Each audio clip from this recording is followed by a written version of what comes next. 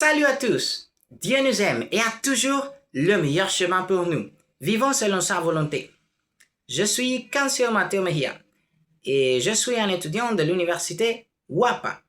Cette vidéo est pour un devoir et pour parler un peu de la ville de Paris. Nous allons parler un peu de la situation, le statut économique, administratif et aussi politique de la ville de Paris. Alors, nous allons commencer avec Dieu. Alors, la première chose est le statut politique et administratif.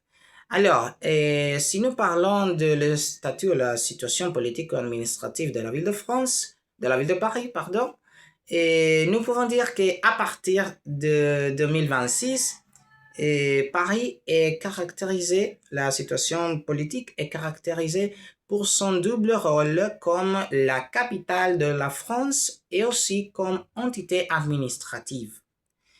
Alors, il se combine les fonctions d'une commune et d'un département. Et la ville de Paris est administrée par un maire, actuellement Emmanuel Grégoire, et du Parti socialiste. Et aussi, il y a un conseil de Paris.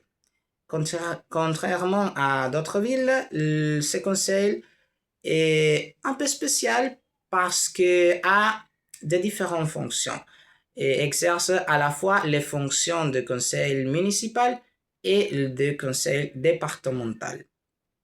La zone administrative, parlons un peu de la situation administrative aussi, la zone administrative s'étend au-delà des limites de la commune, formant le Grand Paris ou la zone métropolitaine parisienne, qui a de nombreuses communes voisines. Alors, maintenant, si nous voulons parler de l'économie de Paris,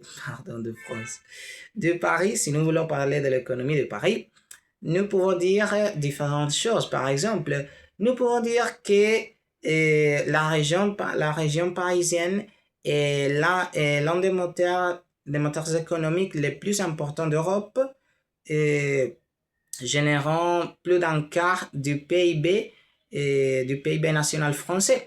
Nous pouvons dire aussi que l'économie parisienne repose principalement sur les services, avec un 45% du PIB régional consacré à les services financiers, aussi à l'immobilier et aussi à des solutions d'entreprise.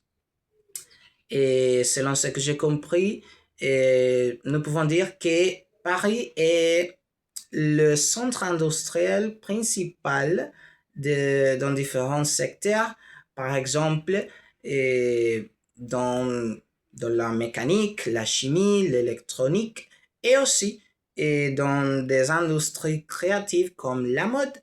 Nous avons deux exemples, la mode et la parfumerie. Je ne sais pas si seulement nous avons ces deux choses, mais nous avons la mode et la parfumerie.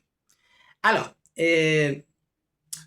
maintenant, je vais dire mon opinion sur ce sujet, sur ce que nous avons parlé.